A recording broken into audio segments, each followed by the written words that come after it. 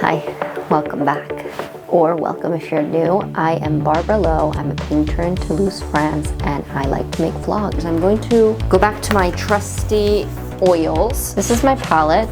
It's a new palette, so I put some linseed oil on. As you can see, I am here with what is the hands, as I told you. Hello, welcome back to my channel, Therapeutic Painting, and here we are with a beautiful painting in oils like I promised you. And I'm gonna say that I will wear all sorts of protection because, as you know, this is a very complicated medium when it comes to breathing and feeling good in health. So as you can see, I am here with what is the hands. As I told you, I like to paint hands and faces with oils.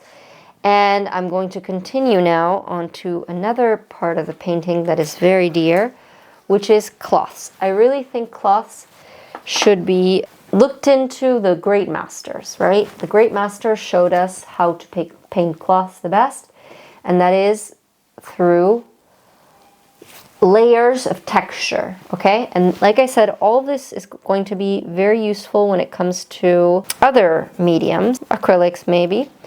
But I'm going to go into the different layers right now. I've created a brown,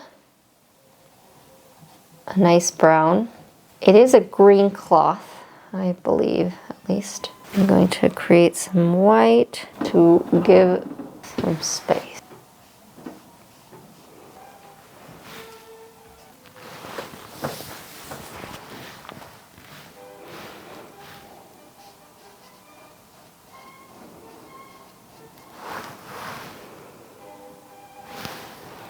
For deeper tones, I like to choose blue and brown, never black, okay? That's just me. I think I was taught that as a child when I was learning the technique, and I just remembered that I shouldn't be using any black. You should always try to create it.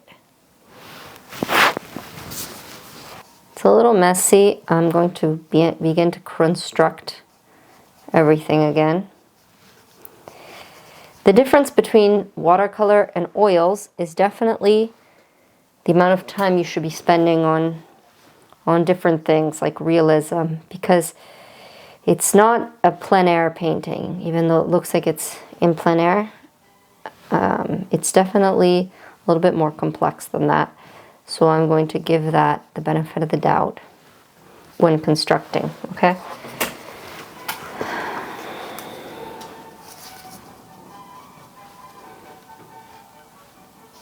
Definitely lost structure.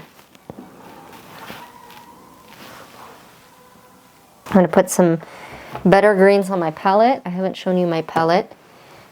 Here's this beautiful palette that I prepared, and I'm going to place some, here I am going to tell you the colors names, because I think it's important when it comes to trying to find the right green.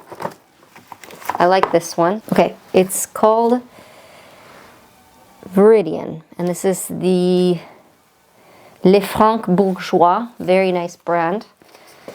I really appreciate it. And I'm going to put quite a bit down because I want to start using a bit of intensity in the spatula work as well. So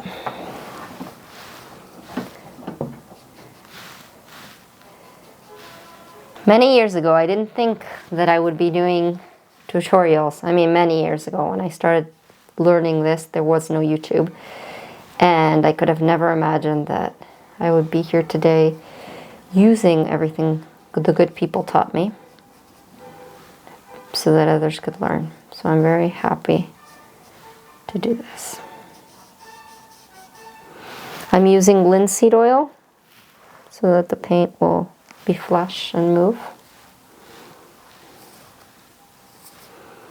It goes all the way up, actually. This is what happens when you paint without any good drawing in the beginning. Now you have to go back and create correct it. Let me tell you, there's quite a bit to correct here. And the other green that I was using, which is more appropriate for this area here, it's a very matte green, and that green is this one, Sennelier Chromium Oxide Green. So you can start to begin your collection of paints.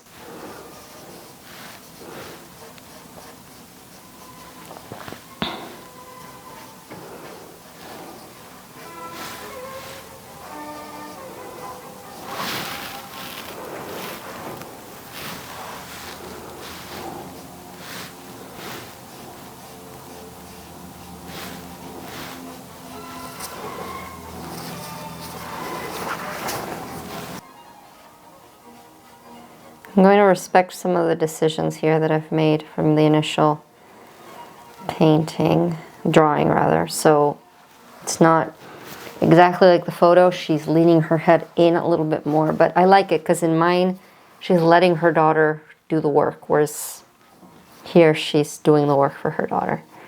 So I'm going to leave that.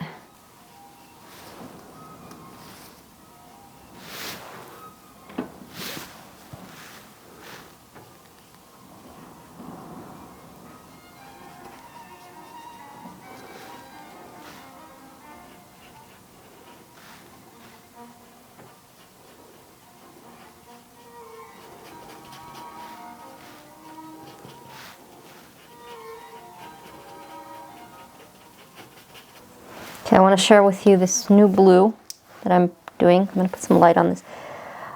This is a Winsor & Newton, and it's Prussian. It's kind of like in the same tones as Meridian. So I'm going to mix the blue and the green. Voilà, c'est parfait. I love this blue. This is beautiful blue. I love it. Oh, blue plus this green, it makes a very nice black. Like I said, try to create your darks and your lights from other things that are not just white and black. Beautiful, it gives such depth.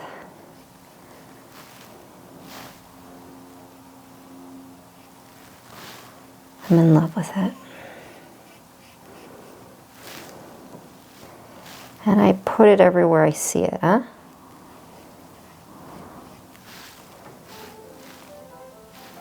I'm going to take you on a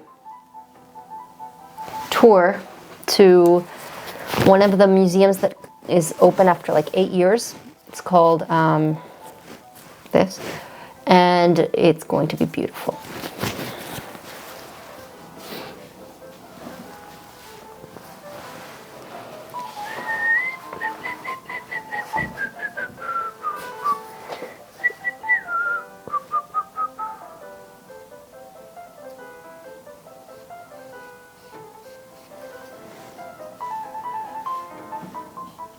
I don't like this green tint, obviously, because I've changed over to the young girl. So I'm going to change from browns. Hey guys, well, welcome to this video. I'm here with Tony, my little baby, and he wanted to tell you very important news.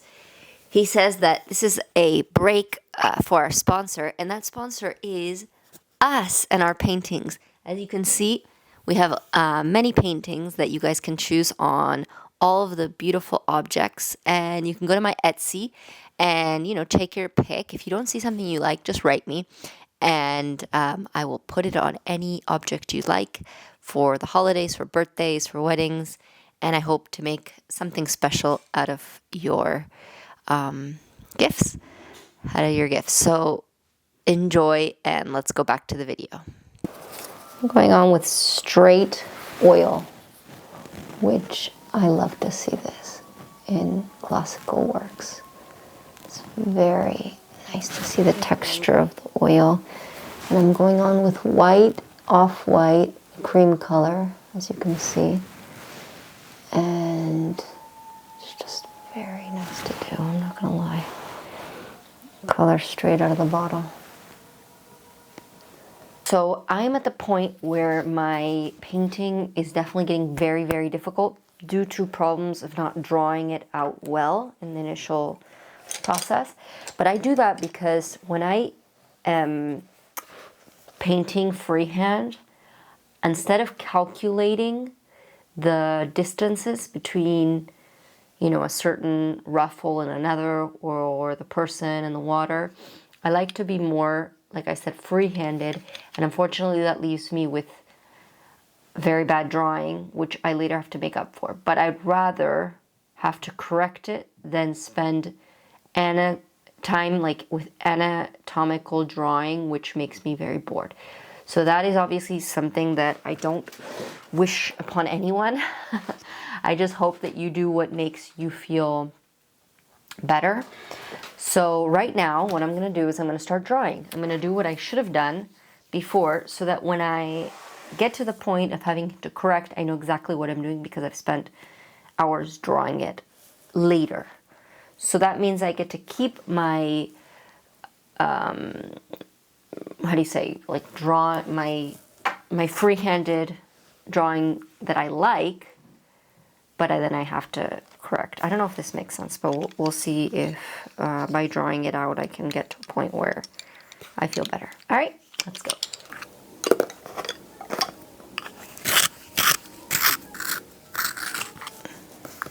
Okay, my study is just going to be about the size of the area that I need to study. So that is pretty much her body.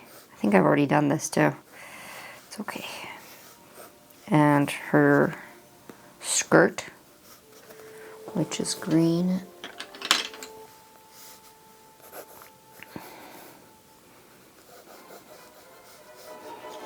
Her arm.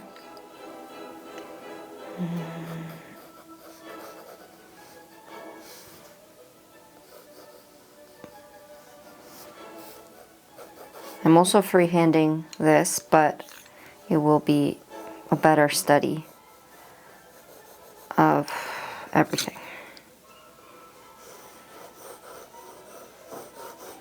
How I draw is with geometrical shapes.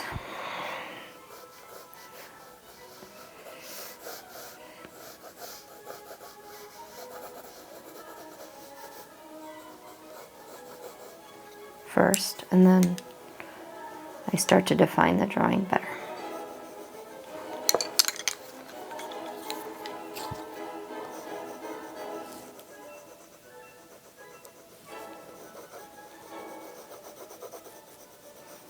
Okay. Let's start with her body.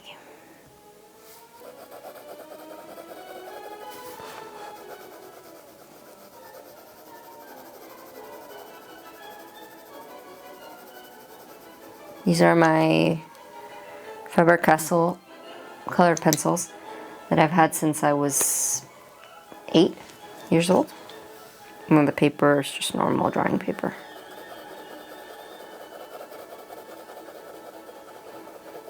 I like to draw using negative space, so just leaving the space determined by what I'm drawing on the outside. So that will be the dark areas, the shadows. So in the end, this is a good video to show you what happens when you have to draw. So wouldn't have technically made a video about this, so I'm happy that now we get to change the music because I'm not into opera.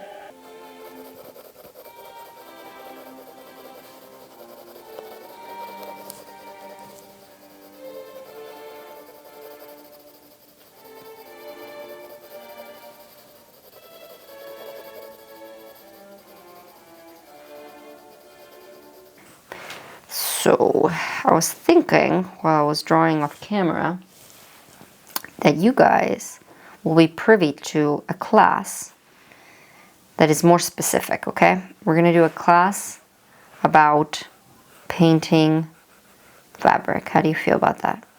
Because I asked ChatGPT to give me 3 paintings from classical and not classical times that have really good fabric. and it gave me Caravaggio, Chiaroscuro, and Sargent, and Rubens. So why not make a class about what I am actually struggling with? You know, I didn't go to art school. I studied in different master studios in Argentina. So, you know, I would have probably learned this at a more formal art school. But now I have to go through my learning lesson with you. So what better way than to actually learn it than to learn it for the camera?